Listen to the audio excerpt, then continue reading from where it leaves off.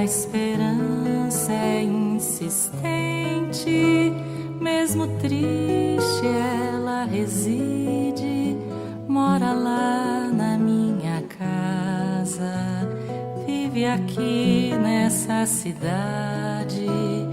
Quando alegre cria asa, quando chora ela pousa. Oi, hoje estamos conversando sobre o Evangelho, sobre o capítulo 13, que a vossa mão esquerda não saiba o que dá à direita. E é um texto que nos ajuda a refletir bastante sobre a prática da caridade, sobre esse conceito, sobre como colocamos em prática e a distinção entre caridade moral e caridade material. Logo no início do Evangelho, nos é explicado sobre a importância de se praticar o bem sem ostentação, sem ostentar a prática do bem. E para se fazer isso, é necessário ter muita maturidade, muita segurança, uma autoestima bem construída, porque praticar o bem sem ostentação é não depender de elogios, não depender de que os outros validem a sua ação por meio de elogios, enaltecendo a sua própria vaidade pessoal. É fazer o bem porque é bom fazer o bem, porque gera um aprendizado pessoal para quem o pratica. Outra expressão que o Evangelho traz é sobre o simulacro da modéstia, que é a falsa modéstia, que é fazer o bem, mas desejar que as pessoas saibam de alguma forma de que se praticou o bem, principalmente aqueles que são beneficiados. E aí o Evangelho nos alerta sobre a questão de que isso pode ser uma humilhação para quem foi beneficiado. Há de se pensar também que o maior beneficiado da prática do bem é aquele que oportuniza esse bem, que oportuniza essa ação, porque essa pessoa, ela pode estar fazendo isso pela primeira vez, seja nessa encarnação, seja enquanto espírito. Pode ser a primeira vez que essa pessoa dedica um tempo de sua vida, um tempo da sua rotina, um pouco do seu orçamento financeiro para ajudar o próximo. E fazer isso em benefício do próprio espírito é fazer isso aos olhos de Deus, sem esperar que a sociedade veja. Porque se o fim último for esperar que a sociedade veja, ela verá. E o benefício para por aí. É como se não desse frutos para o espírito. Outro ponto importante que esse evangelho me fez lembrar, e eu acho que eu já citei esse exemplo, eu fiquei pensando em projetos sociais bem consolidados. E quando eu penso nesses projetos, eu penso no Fraternidade Sem Fronteiras, que é um projeto que deu muitos frutos e que nos oportuniza fazer o bem, né? Nos dá formas de nós também fazermos o bem, de nós nos engajarmos. E eu fiquei pensando que quando Wagner Moura, lá em 2009, foi visitar Moçambique, um país do continente africano, levado pelo desejo de ir para lá, de estar lá, de ver aquela realidade, de fazer algo naquele local, ele já vinha de uma prática de voluntariado de muitos anos. Então ele já sabia quais ações, como agir, o que era caridade. E lá ele colocou essa ação em prática, nasceu Fraternidade, ele conseguiu juntar pessoas, ações para mobilizar recursos e lá iniciar a Fraternidade. E hoje nós temos o Fraternidade em alguns países do continente africano, mas também aqui no Brasil, ajudando as famílias cujas crianças tiveram microcefalia, lá na Paraíba, ajudando famílias venezuelanas em Roraima, nas capitais do nosso país, em algumas capitais, ajudando grupos que auxiliam pessoas que têm problemas com drogas. Então ele se espalhou de tal forma que ele foi construído sobre a rocha. E aí eu fico pensando que ações que nascem dependendo, estimulando a vaidade pessoal, elas nascem na verdade sobre areia e elas não frutificam. Seus figos ficam secos, não dão, sua árvore não dá frutos.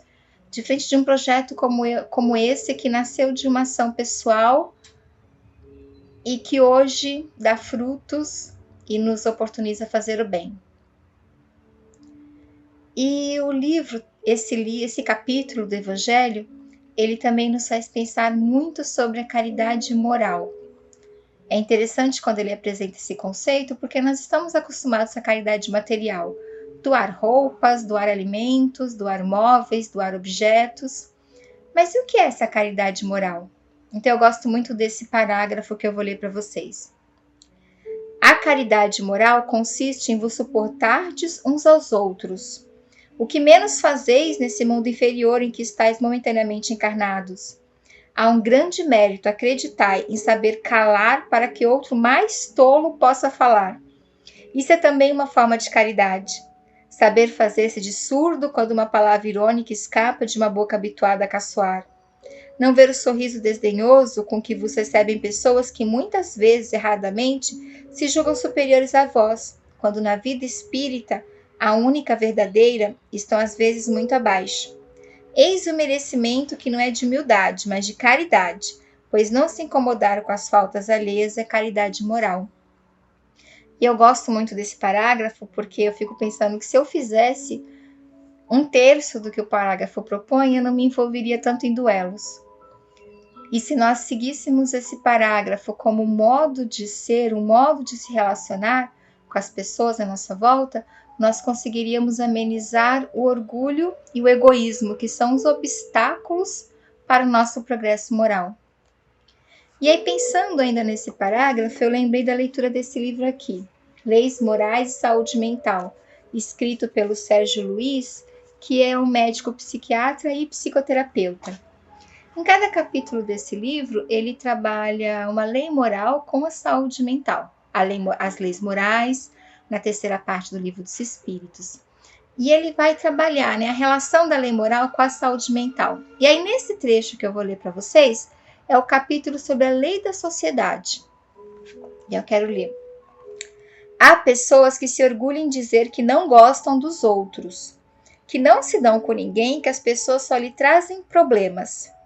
Pois é, esses indivíduos geralmente são menos saudáveis do que aqueles outros que, apesar de se incomodarem, muitas vezes recebem e dão telefonemas, visitam e são visitados por amigos.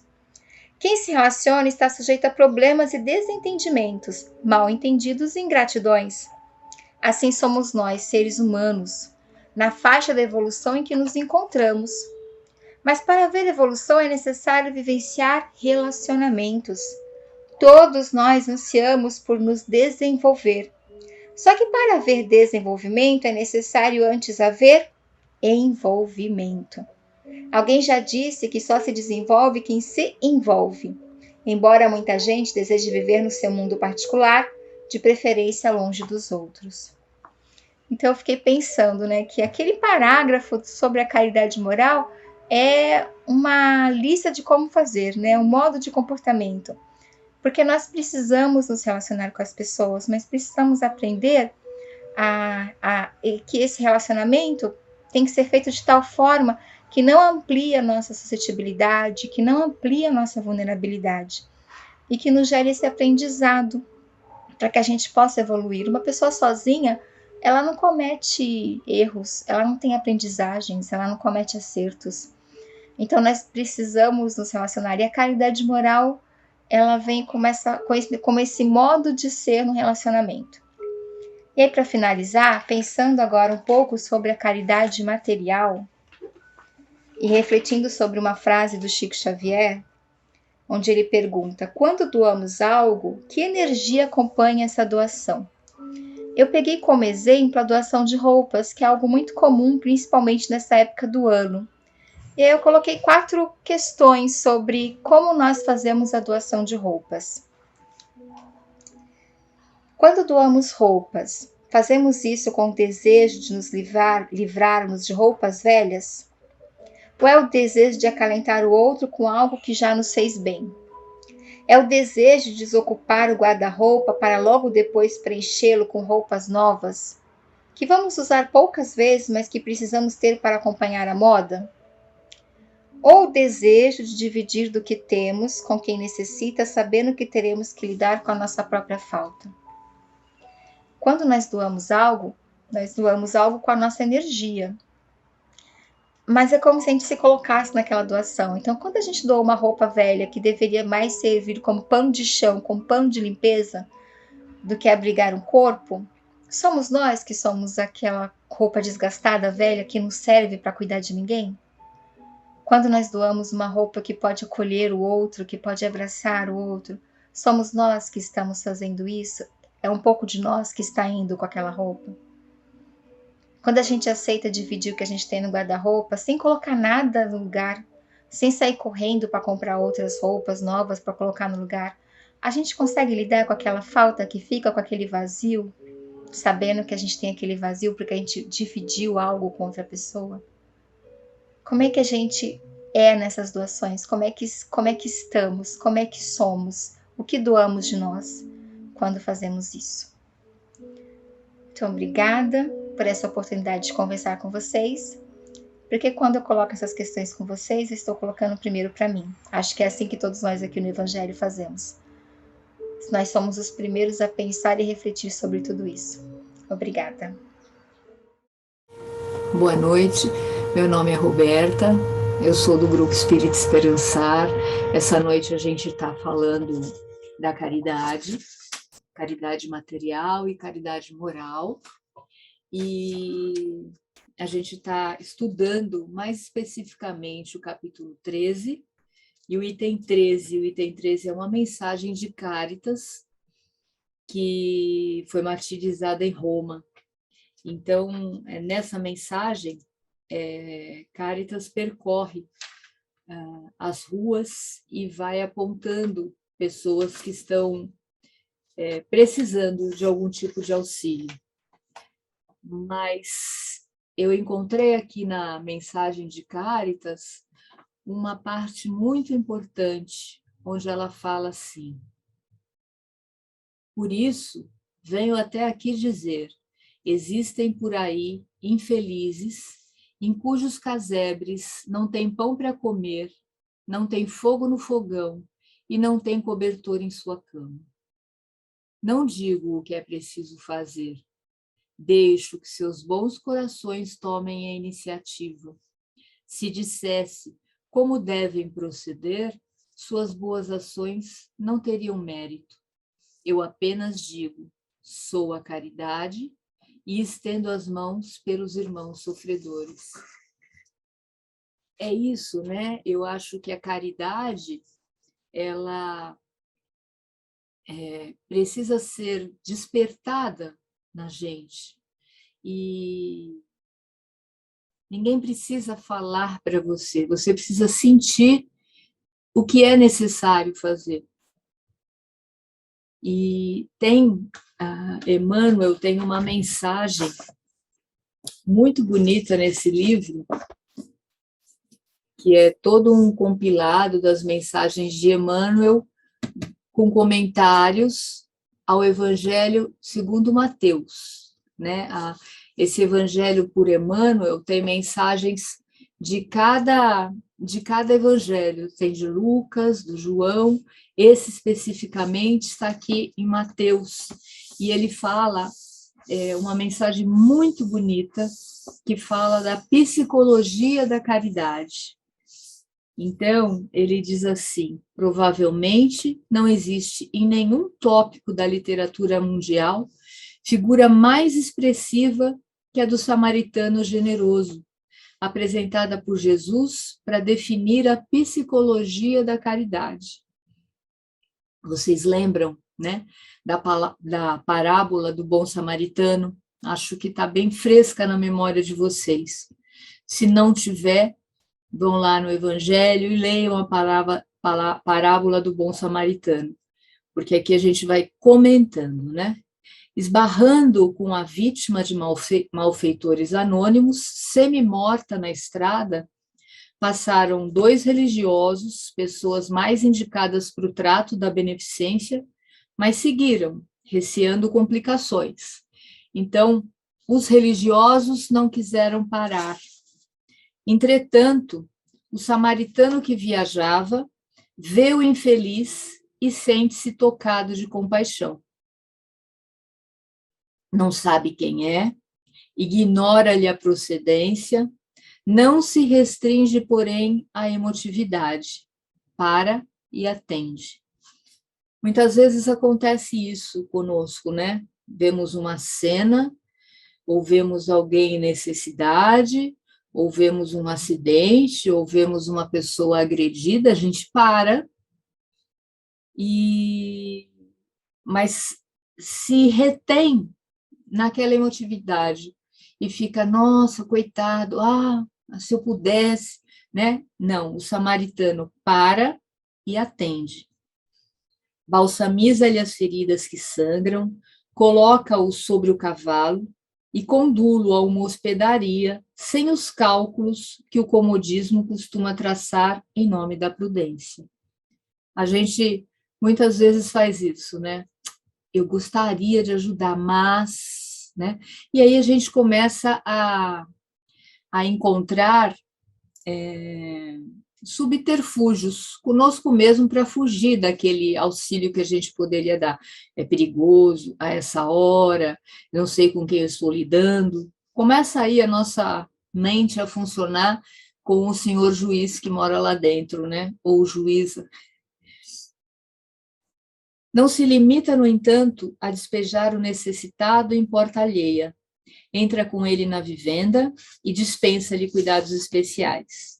No dia imediato ao partir, não se mostra indiferente. Paga-lhe as contas, abona-o qual se lhe for um familiar e compromete-se a resgatar-lhe os compromissos posteriores sem exigir-lhe o menor sinal de identidade e sem fixar-lhes tributo de gratidão. Então, ele atende, socorre.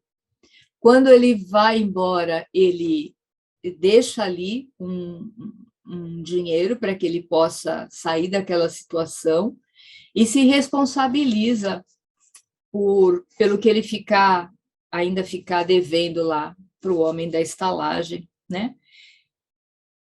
Uma coisa importante diz aqui, sem exigir-lhe o menor sinal de identidade e sem fixar-lhe tributos de gratidão. Ele não quer nada em troca e ele também não quer saber quem é. Ele viu que era uma pessoa em necessidade.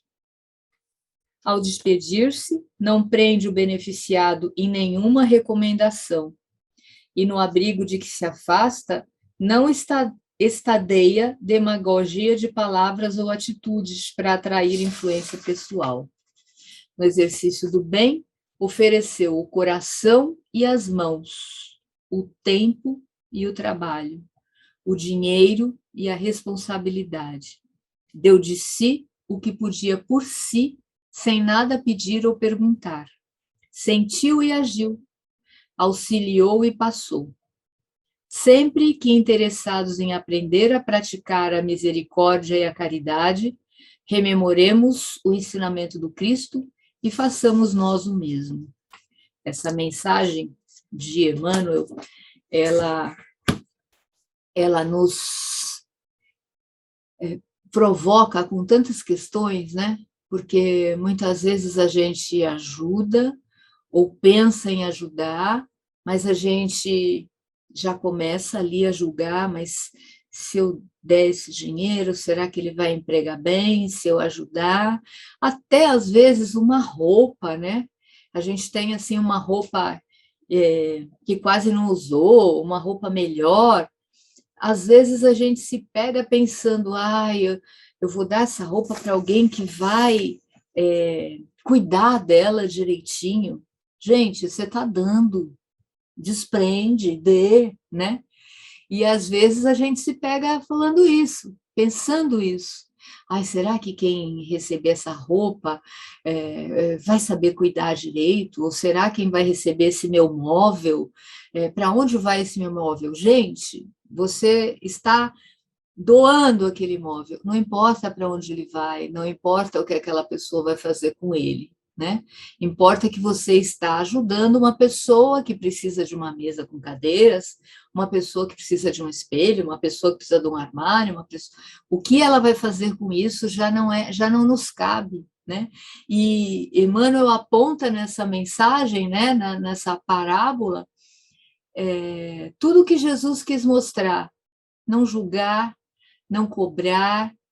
Ele não saiu da estalagem e foi lá falar com o cara que ele socorreu. Olha, eu vou te deixar esse dinheiro, mas, por favor, você vê direito como usa. Ele deixou o dinheiro. Aí, o que aquela pessoa vai fazer com aquele dinheiro é problema dela, né? Então, assim, você não precisa ficar tentando controlar a sua doação, controlar o seu ato de caridade, né? Você se dispôs a fazer aquilo, você faz. O que vai decorrer daquilo já não está nas tuas mãos. Está nas tuas mãos aquilo que você pode fazer, ajudar, né? Despretensiosamente, despretensiosamente. E nessa parábola, né, tem o exemplo da caridade material e da caridade moral. Ele socorre aquela pessoa e ele vai fazer com que aquela pessoa se instale, seja bem atendida. Então, aí, a gente pode conversar um pouquinho sobre isso, né? Sobre essa questão da caridade moral e caridade material. O material é aquilo que a gente pode fazer com o dinheiro que a gente tem no bolso.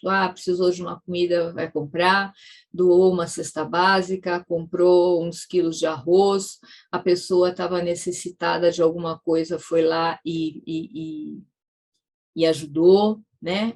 Muitas vezes as pessoas não conseguem fazer essa caridade material, mas não ter dinheiro para fazer a caridade material não te impede de fazer a caridade, porque há a caridade moral,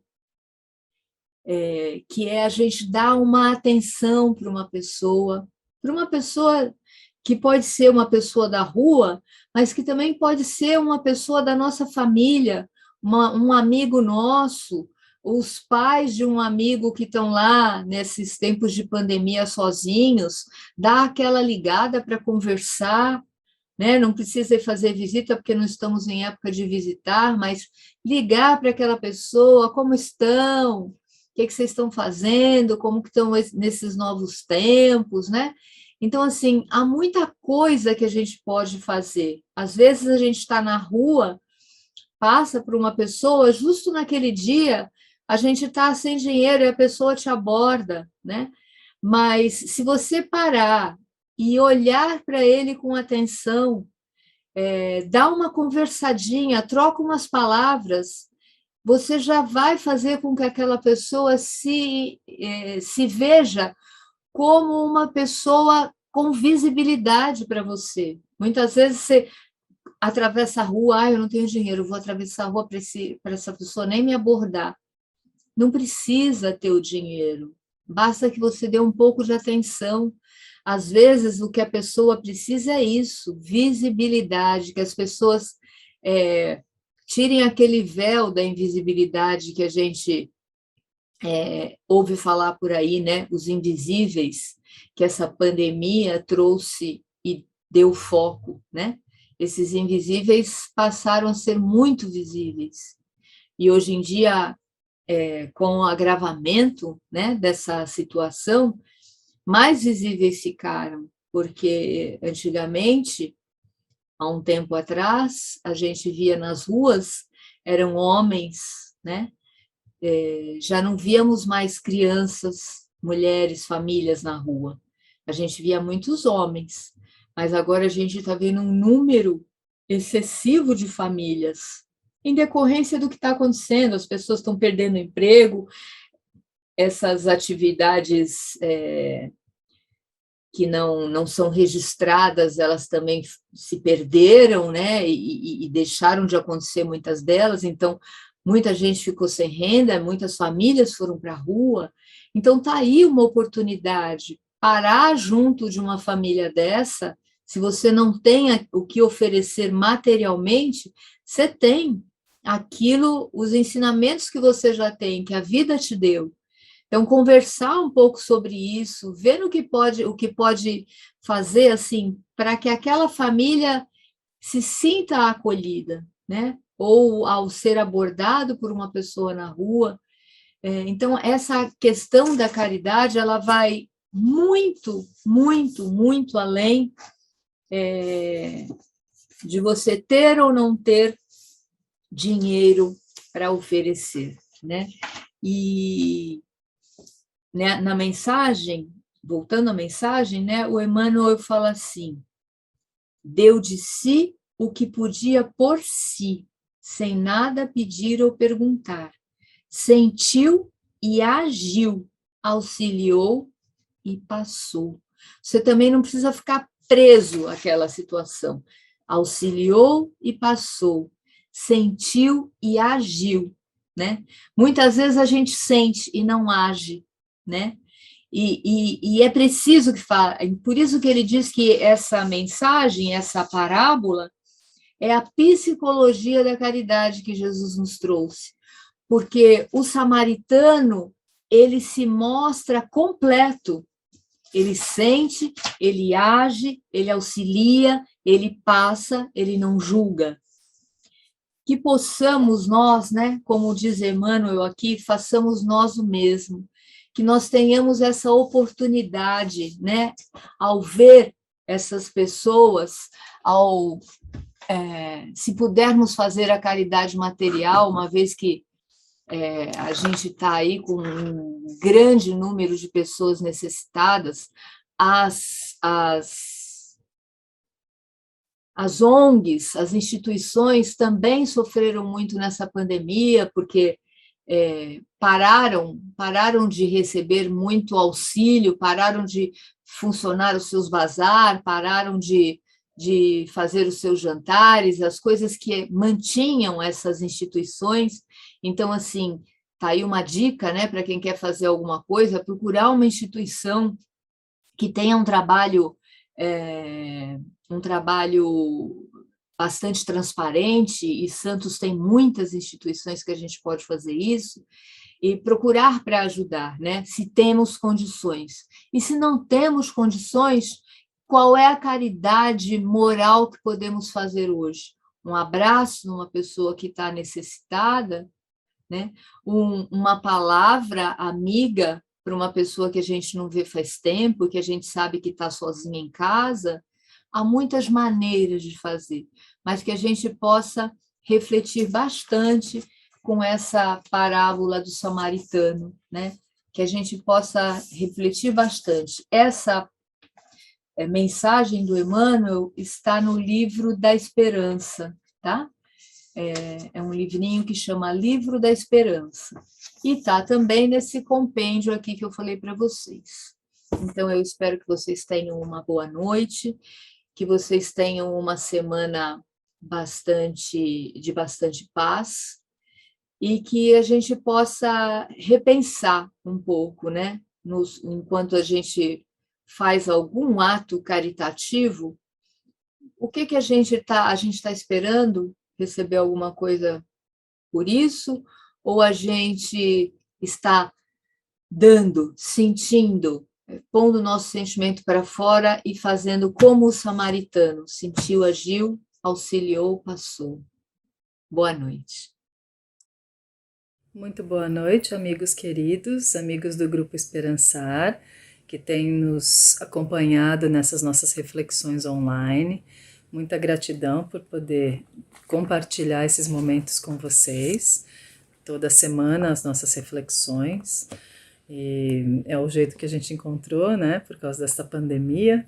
E acabou que se tornou um jeito muito agradável, muito gostoso de compartilhar as nossas reflexões.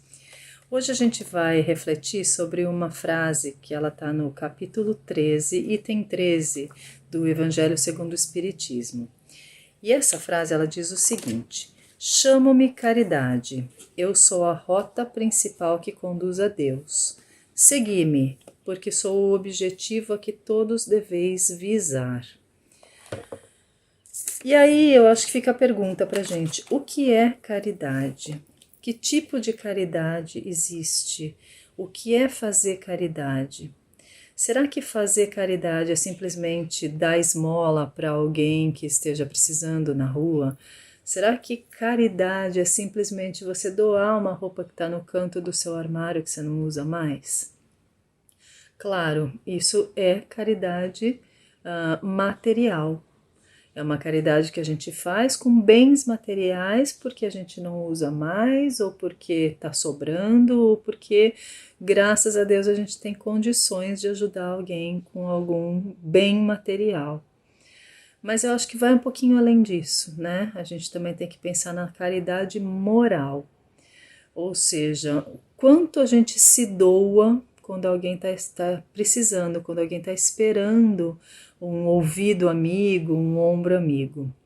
Então vamos começar pela caridade material, né? O que é a caridade material?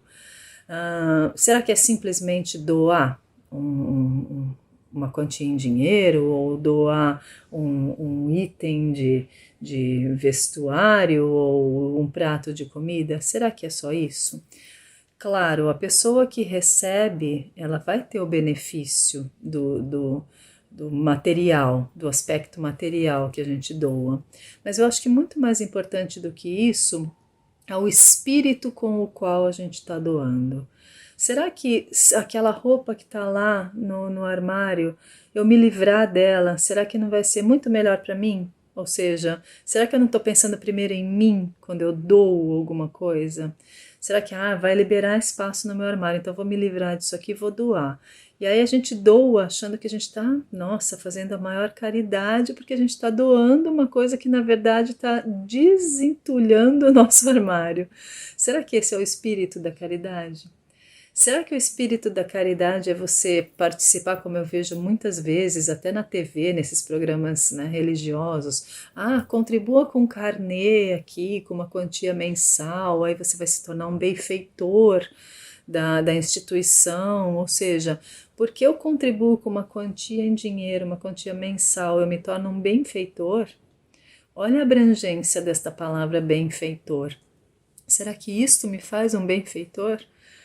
Então, eu acho que antes da gente pensar em doar alguma coisa, a gente tem que pensar no espírito com o qual a gente está doando. Porque não é simplesmente tirar uma roupa que você não usa mais do seu armário e dar para alguém, ou até às vezes pedir para alguém vir buscar na sua casa, né? Será que isso representa a verdadeira caridade? Será que às vezes é uma coisa que eu uso, né? Que assim, eu vou deixar de usar, eu vou abrir mão daquilo para poder servir a outra pessoa? Será que isso não tem muito mais valor? Será que o fato de eu levar até a pessoa, de eu procurar alguém que realmente precisa daquilo, não tem muito mais valor? Então, quando a gente fala em caridade material, eu acho que esses aspectos são muito importantes.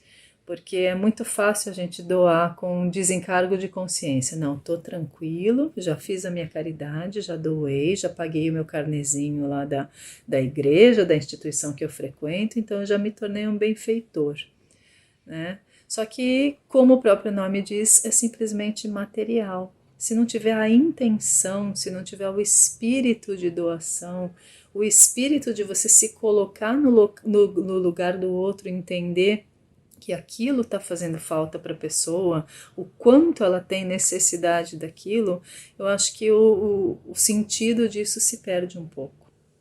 Então eu acho que é isso que a gente tem que prestar mais atenção ao doar. Principalmente hoje em dia, que tudo que se faz se coloca em redes sociais. E aí, às vezes, a gente vê pessoas que fazem doações e publicam isso, do tipo, olha, eu doei, né? Olha como eu sou grandioso, eu fiz uma doação. Então, assim, na minha ideia, a doação ela tem muito mais valor quando a gente faz de coração e quando a gente não espera reconhecimento por aquilo e a gente não espera gratidão por aquilo, né? Do tipo, eu tô doando porque aquilo é natural para mim e não porque eu espero algo em troca, um reconhecimento, né? Uma admiração das pessoas por isso. Então, eu acho que a caridade material ela tem muito desse aspecto.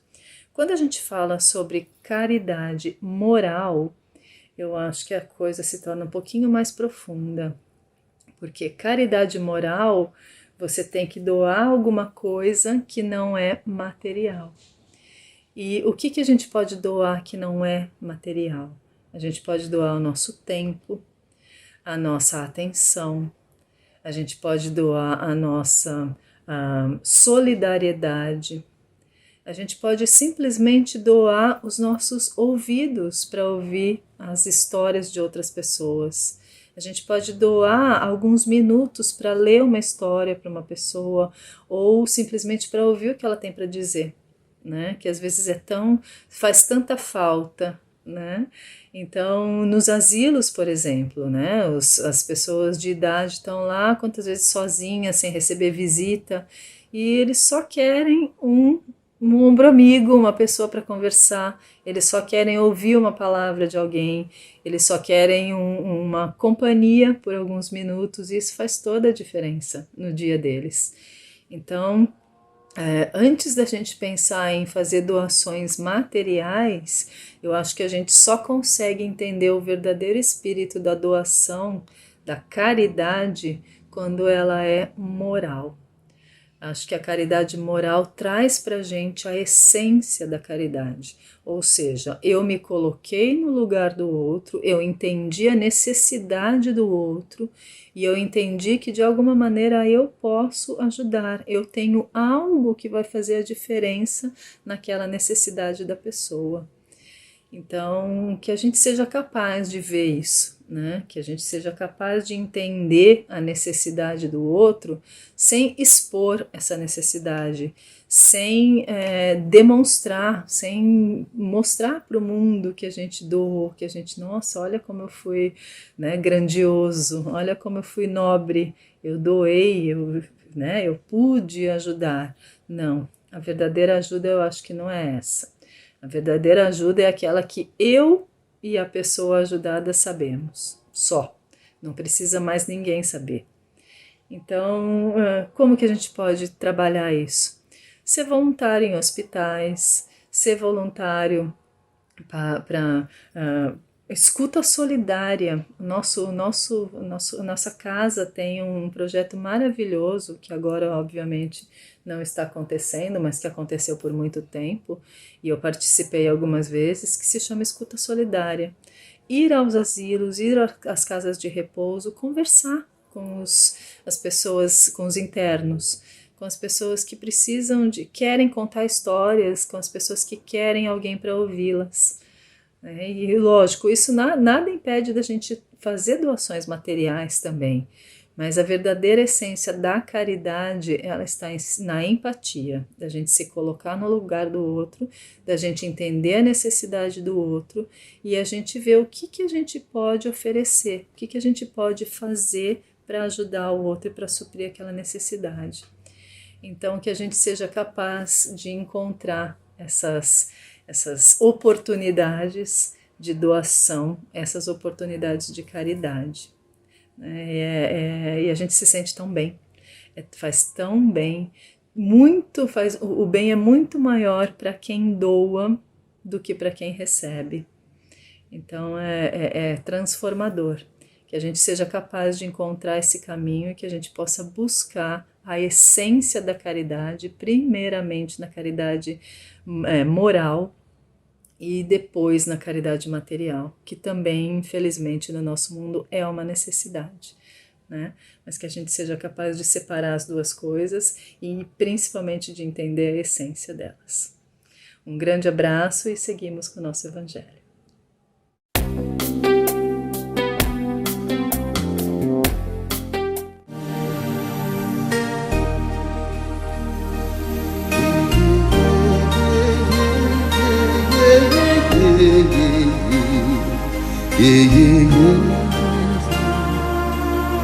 Aqui, nesta casa eu me encontrei.